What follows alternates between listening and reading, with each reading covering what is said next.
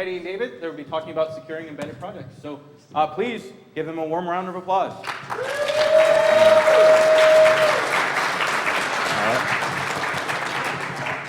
All right, thanks very much for coming out. I'm Dave Anthony, and this is Ted. You're in the Build It track. Hopefully you came here to see our talk. We hope we can give you some good information, stuff that you may be able to take back and use. So our talk is Do It Yourself, Secure Embedded Projects Using Trust. So why are we here right now? We had a little bit of a fascination with embedded systems and devices over the last year, and we kind of noticed that there's a popularity for secure boot, UEFI, and trusted computing. If you go and look at DEF CON for the last couple of years, you'll find these talks scattered around. So we kind of wanted to merge the two, and we noticed that there was a lack of TPM, which is a component of trusted computing, availability. So I'll challenge you guys to go out and try to buy a TPM that isn't for your specific system. So go out and buy a generic TPM for an embedded device. There's only one I could find that I could purchase without having to sign an NDA with a company, and that was an Atmel TPM. But then I noticed that there are no Linux drivers for that Atmel TPM in TPMDD, which is the device driver library for Linux. There's code out there for the other devices, but also in order to get that, you need to sign an NDA too. I did not sign an NDA, so all the stuff that we're going to release, right, go ahead and use it. And I'm not going to get in trouble, so don't feel bad for me, as if you would feel bad for me. So finally, we hope to kind of inspire the community. We're not here to market ourselves. You notice we don't have any name associated here other than our pseudonyms, which happen to be our real names. So we're going to inspire you guys, hopefully. So how's this talk going to be structured? We're going to start with a little bit of introduction to trusted computing. We're going to go over that a little quick. It's going to be a little rough. Bear with us. At the end, we want to compare the criticisms to trusted computing, which is a really sore spot for us, especially because we love DRM. Not really. Talk a little bit about UEFI, Linux, U-boot, release drivers for that for the TPM we were able to purchase, and then give you guys a secure boot for U-boot if you're familiar with that. And then finally, some more examples and configuration tutorials and documentations.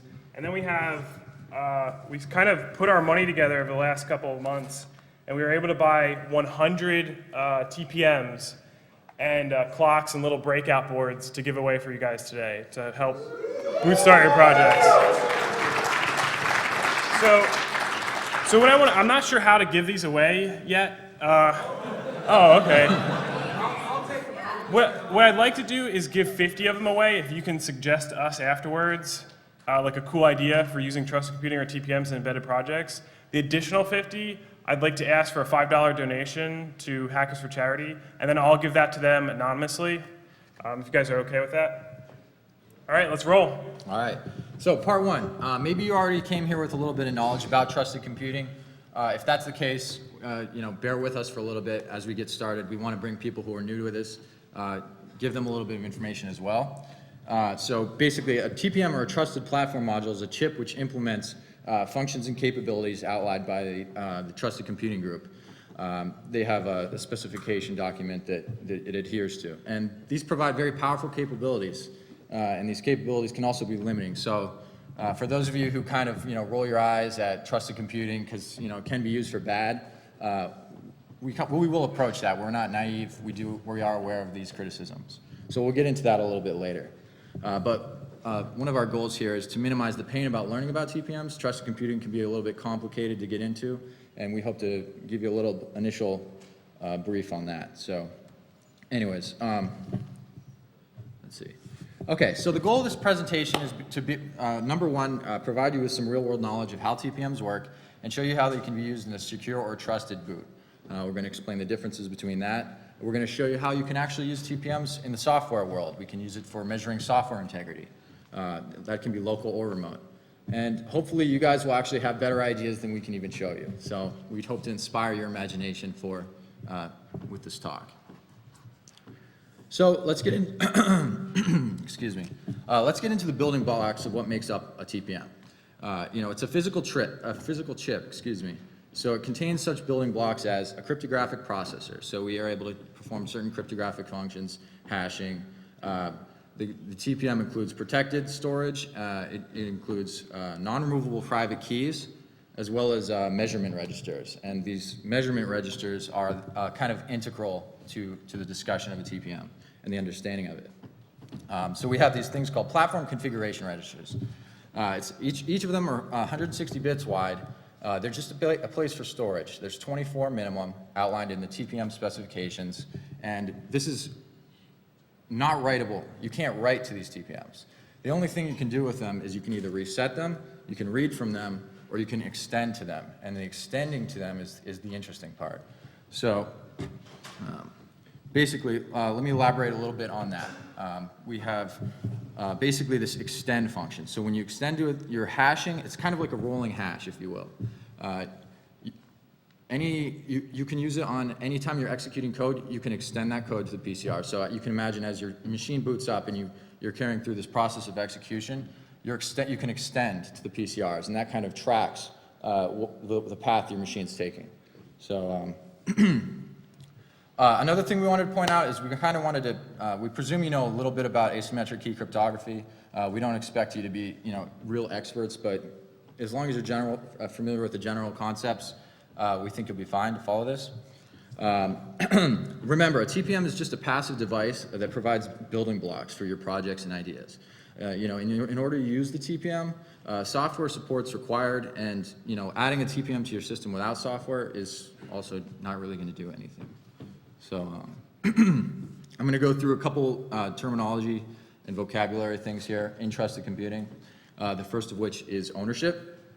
And I guess I just want to say that some of these concepts are just a little bit new. You'll probably be able to pick them up, but it's good to go through them for those who don't know. So taking ownership. This is the first step. You would like to take ownership of a TPM so you can do more with it. You're going to be setting basically an owner password once you take ownership of this TPM, and that allows you to create what are called a storage root key, which is going to be a root of trust of creating other keys. We'll get into that. But when ownership is established, you create a new storage root key and a new TPM proof value. So then we have different types of keys, of course. We have the endorsement key, or the TPM identity. This can either be created at manufacturer time, or you can, if you buy a TPM that doesn't have it burned in, you can burn it in yourself. That's a point of, I guess, focus. If you're going to be buying a TPM, you may want to consider that, because once you write and burn in that endorsement key, you can't do it again. So that's going to be permanently with that TPM. Then you have the storage root key, which, like I said before, it's created when ownership is taken of the TPM. So new owner, new storage root key, and this is the parent key when further keys are created. And then we have things like attestation identity keys. These are they're never used for any encryption. They're used for signing things, and they're kind of basically like a temporary identity. You can create more on the fly. You can get rid of them. You can use them for basically attesting your identity. So there's also other types of keys. You can signing keys, regular storage keys, etc. But that's the basics. So then there's these three concepts of binding, sealing, and quoting. Binding is just a term that it describes data encryption with the TPM endorsement key. That's all it is. Sealing is a little bit more interesting. That's the encryption of data that is also bound to, so I mentioned those PCRs. They're getting extended. As you measure things, they're changing. You can read from them. So the sealing is encrypting data. Having read from those PCRs, you kind of associate that with the PCR values at the time of encryption. So as such to say that to decrypt any data from that point that was sealed, you'll have to have your PCRs in the same, they will have to have the same values in them. And then you also have quoting. It's like sealing, but it produces a signature. We'll show you ways you can use that as well. So, I want to go over two more concepts, attestation and appraisal. Attestation can just be simply described as the vouching for the accuracy of information. And appraisal is more of like using that attestation, using that report, I guess, if you will, to make a decision, almost like a whitelist. Appraising is, using a way to almost use a whitelist for what your machine's allowed to do. And finally, we have two concepts for measurement. In this talk, we're going to be talking about a static root of trust, which we're going to kind of talk about in the concept of a secure boot or a trusted boot. And we have also a dynamic root of trust, which you can initiate at any time during your machine's, while your machine's running. And we'll show you ways in which you'd want to use that as well. So, kind of went through that really quick. Didn't get too much into detail on all those vocabulary terms. Ariel Siegel has this Intro to Trusted Computing 101. That's on opensecuritytraining.info's website. They have 2 days worth of slides and, I'd say at least 30 videos. It's good if you want to get into learn more about trusted computing. So yeah, go to this website and trust us. It's a good shortened link. So, I guess I'm going to just say it right now. We're cognizant of the fact that there's a lot of criticisms in trusted computing, and we are aware of that, and that's why we brought our tinfoil hats. We're going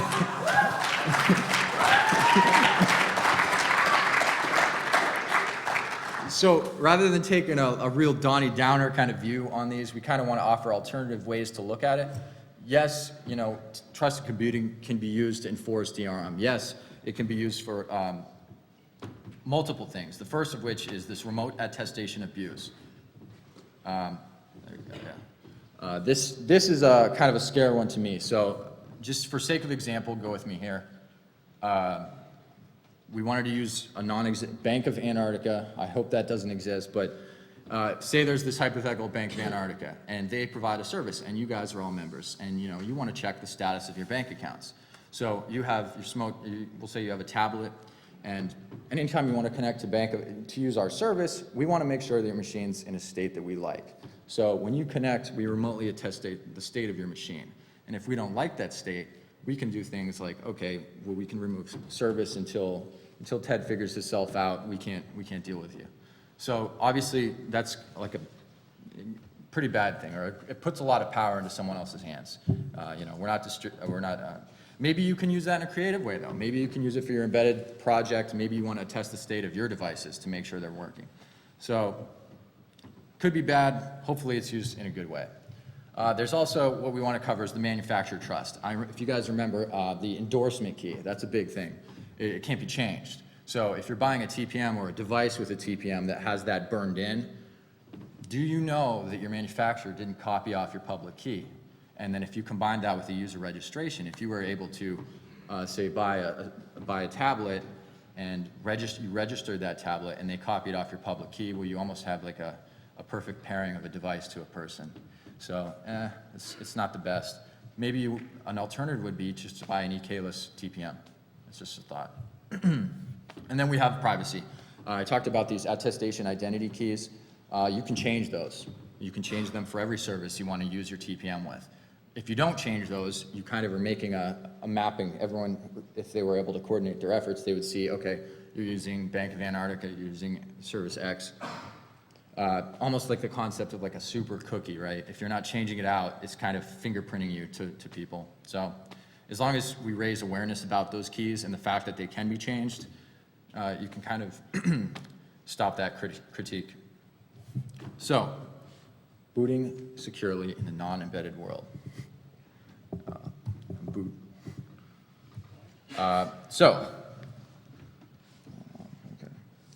Okay, so booting secure in the non-embedded world. We have some examples. For instance, OEM custom checking of signatures on firmware updates. That's an example. UEFI. Any Windows 8 certified device is going to be making use of this, which includes multiple certificate stores.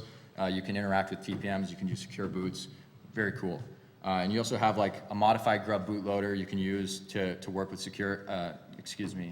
TPMs. And you have this Intel's TXT, which is their implementation of DRTM, or dynamic root of trust measurement. That can be implemented during runtime of your machine. We'll get into that in a little bit. So basically, we have this concept of a root of trust. Let me try to visualize it here for you guys.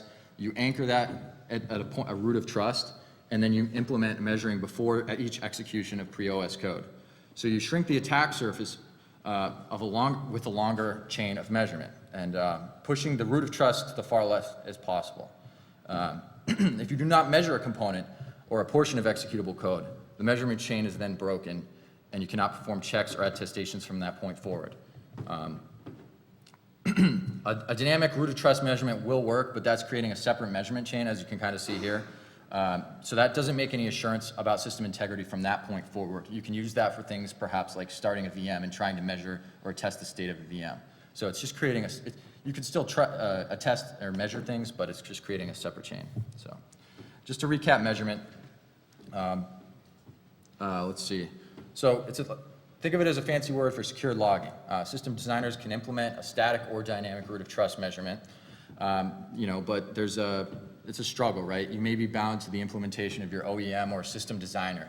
You may not have full control over what you want to do. So measuring all the executable code in your system startup or anything else, it's challenging.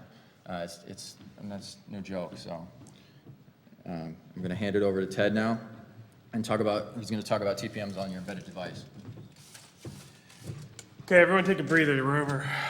Oh, man, that was hard. Okay, so how do we use these concepts for our embedded devices? That's why we're here. Let's pick our favorite embedded device. It's a BeagleBone. I like BeagleBones a lot because of a few things. At the bottom, I say one micro USB gets you 4 things, and that's a JTAG emulator, USB power, USB Ethernet, and a console. With one USB, right? So one thing attached to your computer gets you all these components, and you're up and ready to develop and debug on this BeagleBone. It's about $87. So it has a couple extra things too, one of which is 96 exposed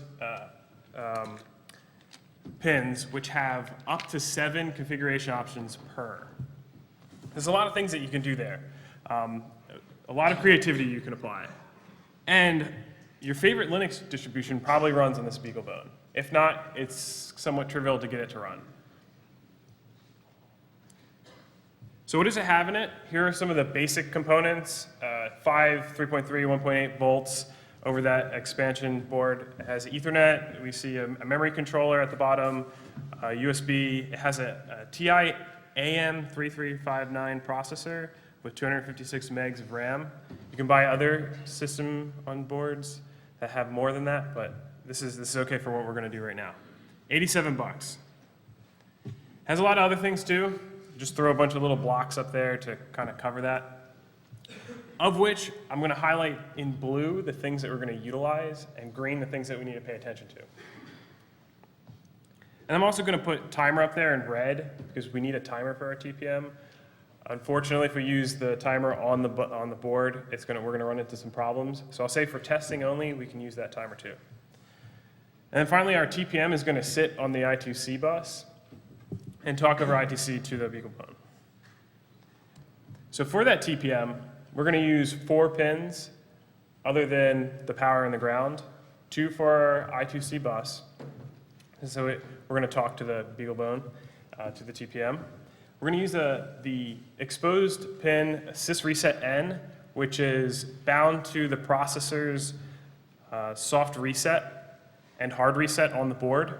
If you pull that pin in a different direction, that CPU is going to reset. So if you push the reset pin on, or the reset button on the board, it's going to pull that pin in a different direction, and the CPU is going to reset. If you issue reset to the CPU, that pin will also be pulled. So I talked to some of the designers of the BeagleBone, and I asked them if it's ever possible to disable that functionality. They said we can change the clock on that so we can make it pulled for a different time, but we can never prevent that pin from being pulled when we do a soft reset. So we have assurance that when that CPU is reset, that pin is going to change direction. And finally, we're going to use an external clock. We need to use an external clock because we need to assure that our TPM cannot be attacked in software. So imagine this is your attack model. Do everything but hit the hardware, right? I'm going to give you root on it. I'm going to allow you to load your own kernel, anything you want. You just can't touch the hardware. So if that's our attack model, and we're using a timer on the BeagleBone, it's possible for someone to change that MUX configuration for the timer and disable our TPM. Disable it by screwing with our clock. So it'll still work, but it's not going to give you expected data.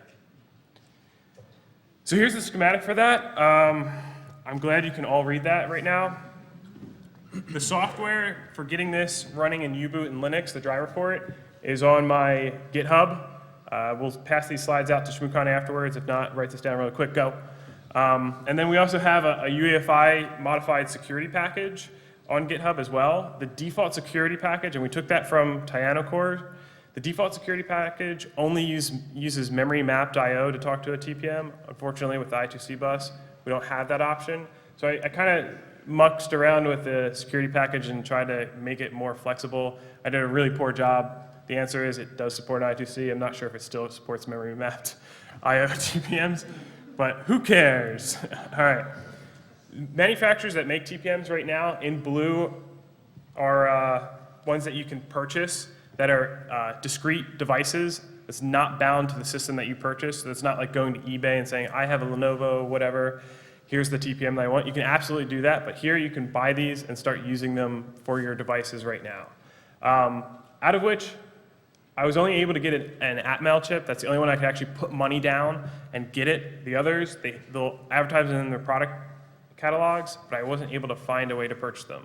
I started like the live chat where I'm like, hey, I want a TPM now, and they're like, well, sign this NDA. I'm like, no, and then I close it out, like angrily. So like they're like, oh man, I can't believe that guy just closed out my lot. No, that's not how it happens.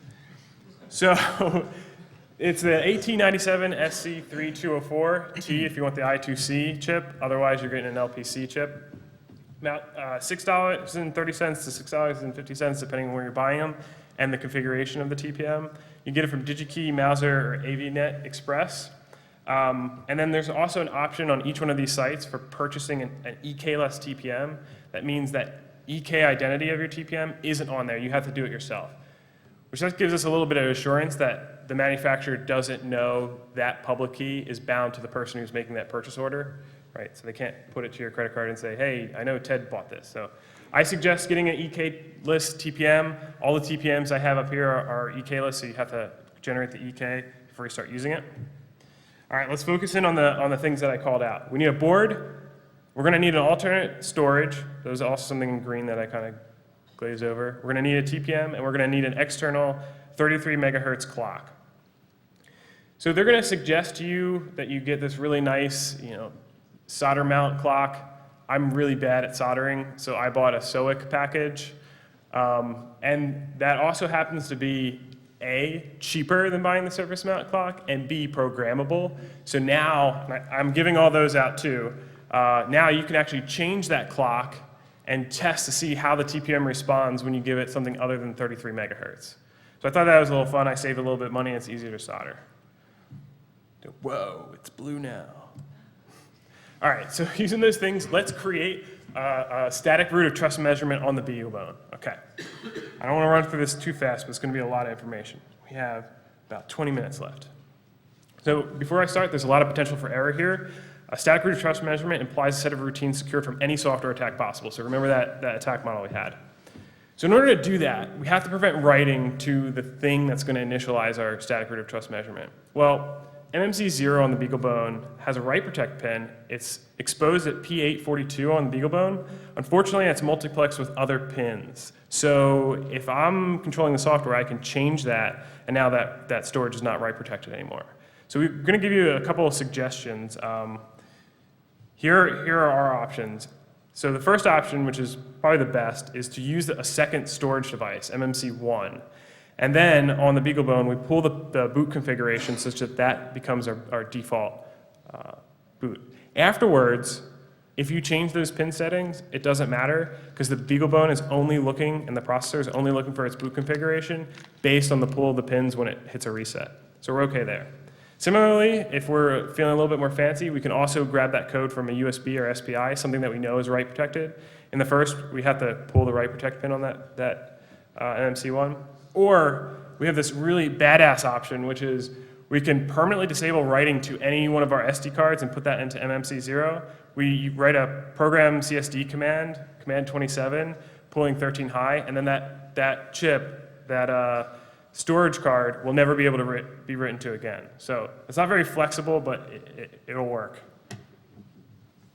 All right, so let's do a static root of trust measurement. Let's start with this AM3359 processor.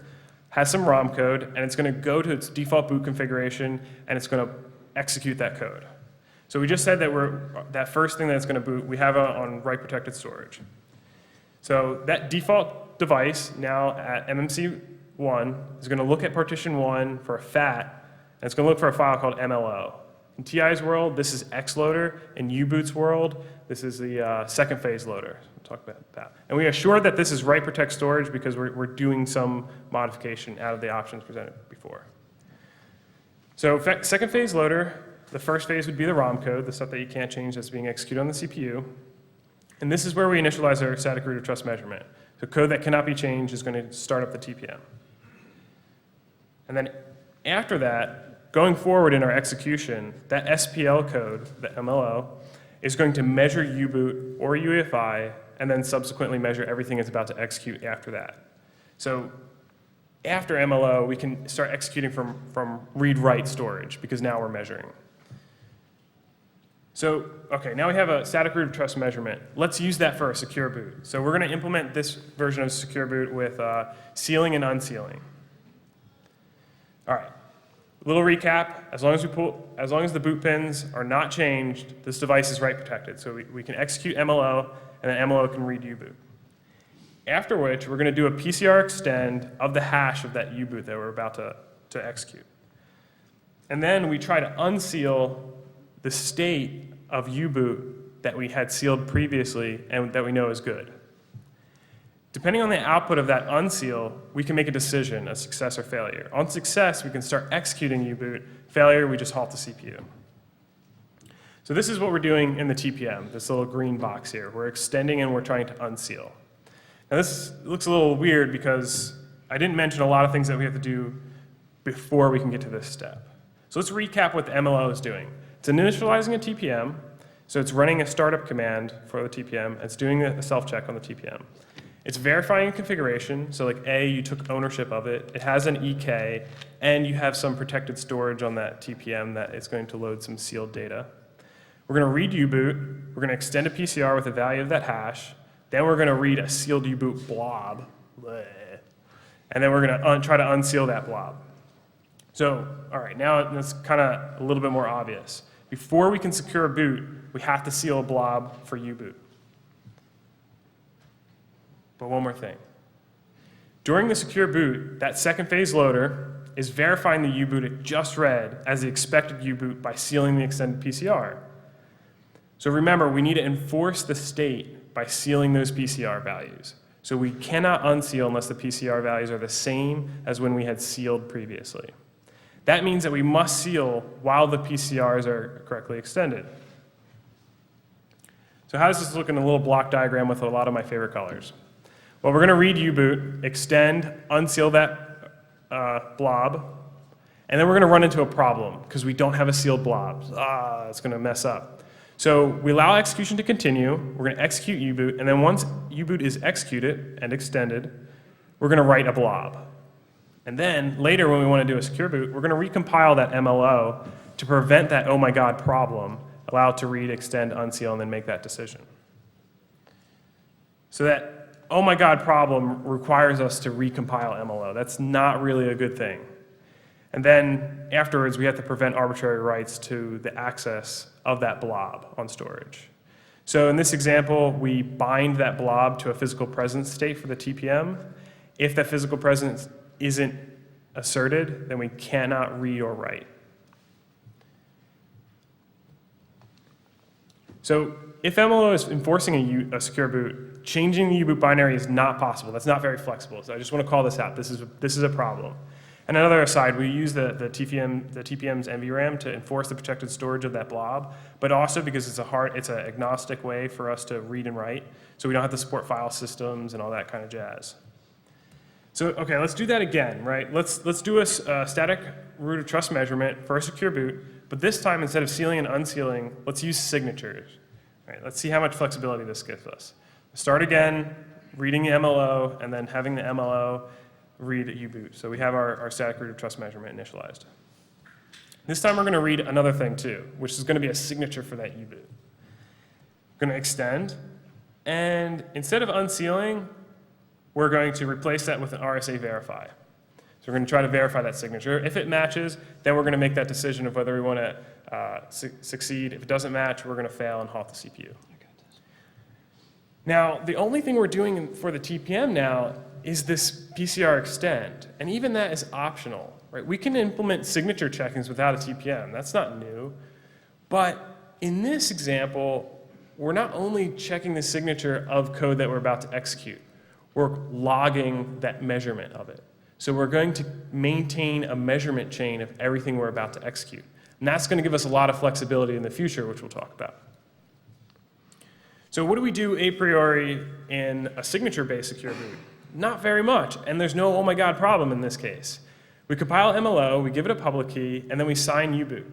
And every time we want to change that, we just sign uboot again, and we replace it. So expected updates to uboot will contain a valid signature, not require any change. Awesome. In the secure boot enforcement. And then the static root of trust measurement using signatures or certificates does not require a TPM. We can do this right now. But it's not really a root of trust measurement if we're not measuring anything, right? We're missing that secure logging block. So I'm going to argue right now and say that we need a combination of both, and I'm going to show you why. We need a seal and unseal, that kind of not robust mechanism, and then we need signatures as well. So, okay, we arrived here. We succeeded in the signature or the unsealing, and we're going to execute uboot. This is what we get. We get a prompt at uboot. Uboot has an interactive component to it. This could be a problem if we interrupt that boot process and we do something like load a binary to a memory address, and then later our kernel executes some code that's dependent on that memory address. Or we set an environment variable that lets us change the functionality of the kernel once it's loaded. So that may or may not be an IP address that's existing on this hotel network that's serving up NFS. I'll let you guys figure that out. So what we really need to do is use signatures, but also extend PCRs every time we run a command inside uboot, or we set an environment variable inside uboot. So, and then we repeat this process for the kernel and then every subsequent piece of code that needs to be run. So uboot, and then uboot's going to take in either just a kernel or a kernel RAM disk, and a flattened device tree, and anything else. So we've implemented this all in uboot right now. And then there are other ways to execute code, right? If you do just kind of jump to a location in memory and start executing, we know that uboot will have measured that, and then it's the responsibility of that code to continue that measurement. If it doesn't, that measurement chain is interrupted. So this is called libsboot. It's only implemented in uboot right now. It's an example of secured boot modeled loosely after Chromium's vboot. Chromium team, if anyone's here, you're epic. I love your code, and I love borrowing from it. I've put this on my GitHub as well. I would not make any verifications to the security of this code, right? I've been the sole person, aside from Dave, who he's not good at coding like me. Sing. So I make no verification, right? It hasn't been independently reviewed, and the problem with that is it's hard to get a TPM to run on these devices, so that's why I'm giving these out for you guys, so you guys can go and review that code and tell me how I suck. So good luck. All right, so I'm going to continue with what Ted's talking about, but maybe you don't really care about embedded devices at all, and you were curious about ways you can use trusted computing in the software world or just in other ways. So I'm going to talk to you a little bit about that. The Linux Integrity Measurement Architecture, this is a very cool thing. So since kernel 2.6.30, this has been added to the Linux kernel. It allows the Linux kernel rather to calculate hashes of files and applications either before loading or memory mapping them or before execution.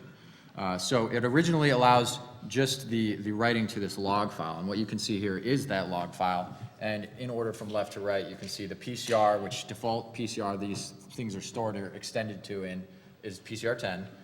You can see that the SHA-1 of the file name plus the file contents, the subsystem it is, in this case it's IMA, and then a SHA-1 hash of the contents of the file, and then a hint, file name hint. So as you load things into the kernel or before execution starts, you can actually make a log of this. Now, this isn't a log of the PCRs being extended. This is rather a log of, like I said, the hashes. So you're getting a log of the hashes, but at the same time, unbeknownst to this log file, you're also extending to the PCRs. So that's updating, I guess, under the hood, so to speak. But it's important to note, So everything that we had measured before that, the Linux IMA is also going to take into account. So when it starts up, it's going to take PCR 0 through 7. It's going to make an aggregate of that value, and then it's going to log that and extend to 10 as well. So all that mumbo jumbo I mentioned before in U-boot and in any other loader that you have, if we did any measuring there, it's going to be made aware to the Linux IMA as well. Exactly. So you don't see it carried through, but you see what it was before the extensions continue. So we have this log. That's cool. I mean, I don't really like log files. You guys probably don't either. So what can we do with it? Well, you can take the aggregate value that was stored in PCR10 throughout all of these measurements. You can combine it with an AIK or an identity key, and you can add that with the log file, and you can send a quote using OpenPTS. Basically, you can send this quote to a trusted third party to then give you a success or a failure. Okay, so that's a little bit cooler than looking at a log file.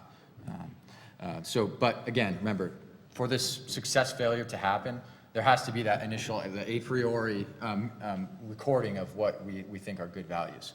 So, For a standard Linux distribution, it's about 2 megs for all possible execution. So if you're putting that into an MySQL database, about 2 megs of data. So, to recap, IMA calculates the boot aggregate and records things, subsequent executions or memory mappings. OpenPTS is what allows you to send that quote to a trusted third party.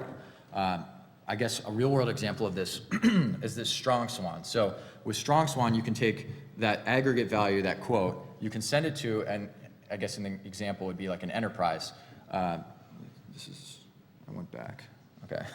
So you can take that quote that we just talked about. You can send that to an enterprise who maybe it's, you're logging in via VPN and they want to attest to the state of your machine before they allow you onto the enterprise LAN. Well, you can do that with Strongswan. You can either attest the value of that person, and depending on whether or not they fit the policies that you created, they can either segregate you to a limited LAN or allow you full access. So that's kind of a cool example that you may think about using. Or maybe you don't like using trusted third parties and you wear a tinfoil hat. Since kernel 3.7, IMA has given an update. There was a patch to it which created IMA Appraisal. So rather than just creating a log file, you can actually prevent the loading of modules if you so choose. So a lot of people may find that a little bit more interesting than just creating a log file. So moving on. Appraisal, to go deep dive further on that. Appraisal, all it's basically doing is creating an extra file attribute called a security.ima. So that's created initially, and then when the same file is about to be memory mapped or executed again, you can compare that to the initial measurement and then make your decision based off that. So signature extension allows you to create that, allows you to sign the hash stored in the security.ima, and directory extension allows you to create an HMAC for all the file's metadata, including the security.ima attribute. But HMACs require a symmetric key. So the reason we need an HMAC, not a signature, is because we may change file metadata during runtime for changing permissions, inode change, etc., things like that. So HMAC exists to protect the data from offline attacks of the file system, things like booting from USB, for instance. So we store the HMAC key using Linux trusted keys, which allows us to seal the key to a known state, similar to that pairing of U-boot to PCRs that we talked about earlier. So there are 2 ways to put keys inside the Linux kernel, and that just holds keys in memory and that can't be accessed by userland. So there are encryption keys that we could use and then trusted keys. In order to use trusted keys, we need to have a TPM because the trusted key implies some state of the PCR before that key is going to be decrypted by the TPM and then thusly allowed to be used by the kernel. I say allowed, it's not really a decision that it's making. If the PCRs aren't in the right state, it won't be decrypted and it won't be able to be used. So by implementing a trusted key to be used for the HMAC, we know that if we boot it in the correct order, meaning that we didn't boot an alternate method, then that symmetric key is going to be released, and we can use that when we're making metadata changes to the file system, such as moving a file from one directory to another. So we'll kind of finish up here, bringing all this together in a real recap, show you some of the gaps, recover our ideas, and then let's try to figure out how you can help us. Help you? What? Okay, so booting, secure boot can be used to maintain expected boot options. The embedded bootstrap does not often change while in production, so this could be used to our advantage. And then with user programmable key stores, we can allow the device owner, right, not the manufacturer, to make that decision of when they want to update their firmware. So instead of Microsoft or any other company that releases signed updates coming to your device and your device willingly accepting them, which is great, now we can put a user in the middle of that and have them make that decision as well. So maybe they might not want to accept one firmware update. They don't want that to be pushed to their device to change the state unbeknownst to them. So measurement is how we will accomplish this, and it can definitely continue past booting for us to make policy changes about the state of the device when it's running an operating system. This is not going to protect you against runtime attacks, so if you have a poorly configured application running and that gets owned, and then from there on out, the device is going to be insecure. But you're going to know if any code gets executed or while that code is being executed to create that exploit or to run that exploit. Afterwards, it's okay for that exploit to lie to the measurement log, but we will have that initial measurement of when that happened. And when we go to make a policy decision, that won't match our pre-computed policies. And then finally, attestation. We can do this remotely and locally, and we can do it in a privacy-preserving manner, which is great. And I think this is one of the sources of contention for criticisms against the TPM. As long as you're doing proper key management, I know that's really difficult when just like, oh yeah, do proper key management, and all your life is going to be easy, right? Sure. But so with distributed key infrastructures, and I'm going to caveat this right now, I can't find a distributed key infrastructure implementation that allows you to use TPMs out there right now.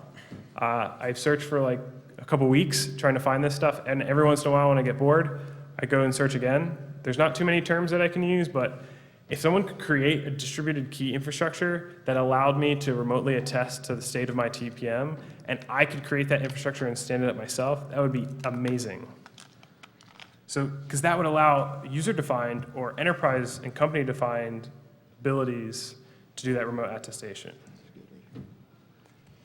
So we wanted to also point out a few other things. Maybe you like to use VMs. If there's any Zen fans in here, I think it was Intel and IBM. They paired up to make it work with the Zen hypervisor. So as you can imagine, if you have a hardware TPM, it's kind of a one-to-one mapping to the host OS. So if you have multiple VMs and you're trying to use the same hardware TPM, you can see where that may run into problems, right? You're storing measurements, you're comparing things. If they're all trying to use the same TPM, we run into a trouble. So the way they've implemented it is you can spin up and spin down virtual TPMs to associate with each of your regular VMs. So if you wanted to use maybe an application you developed that makes use of trusted computing, you can do so inside your virtual machines. And there's also a software TPM. This is really cool. IBM made this. You can use it to develop for. The idea with this is that you can, anything you develop, any application that you develop that works with the software TPM should be able to be swapped right in and work right away with a hardware TPM. So this is really cool for a number of reasons. I guess one of the primary ones is you can spin up multiple software TPMs and communicate with them over TCP/IP, and you can do things like test migrating of keys. So I don't think we pointed it out, but you know, you're not going to be stuck with the same laptop for the whole. You're not going to be typically with the same computer throughout your enterprise for the rest of forever, right? So you're going to have to maybe at some point migrate those keys off of your TPM. Well, an easy way to test this would be to do with multiple software TPMs, because whatever you program should be able to be hot swappable with a regular hardware TPM. Should be, but that's up to you. And then finally, I just want to put a note out there that maybe this is a little overkill. Maybe for your embedded project, security doesn't need a TPM. So I wanted to call out this other chip that Atmel has that you can purchase, is pretty inexpensive, ShmooCon 204, which gives you that protected storage component and allows you to put access control onto that protected storage so that things will be released in, let's say, only when you're attesting or assessing physical presence. And this thing doesn't include crypto functions, so if you need any type of crypto functions, this is not the answer for you. But you could put sensitive data on here like symmetric keys or private keys. So finally, recap. we're a little low on time, so I'll just throw this up there. There's a bunch of links in our notes as well. So when we release this slide presentation, I hope that if you have an interest in this stuff, you'll go through it and look through all of our notes as well. So thank you for being here. In our TPM kits that we're going to try to give away after this, we have one of these Atmel 1897SC 3204Ts. We have a 28-pin SOP breakout for you to put that on. I apologize, I ordered these in bulk from Bangkok, and they're really hard to solder onto.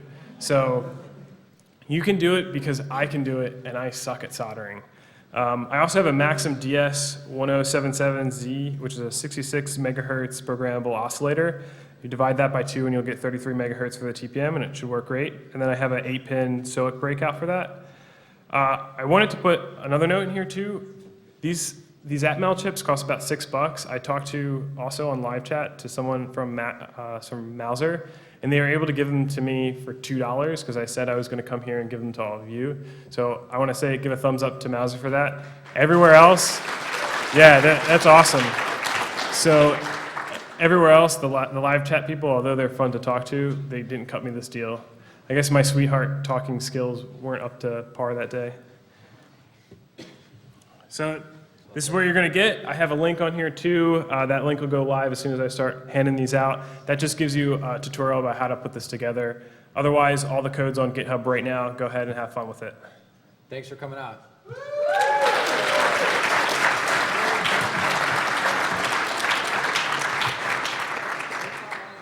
So what I want to do is I'm going to take all this stuff that we have and go over to the room. I didn't see what happened. What happened? Who was that, Heim? Oh, nice, nice. So I'm going to take these out there. I want to go by Raphael Mudge. I'm going to go right across from him and set up shop.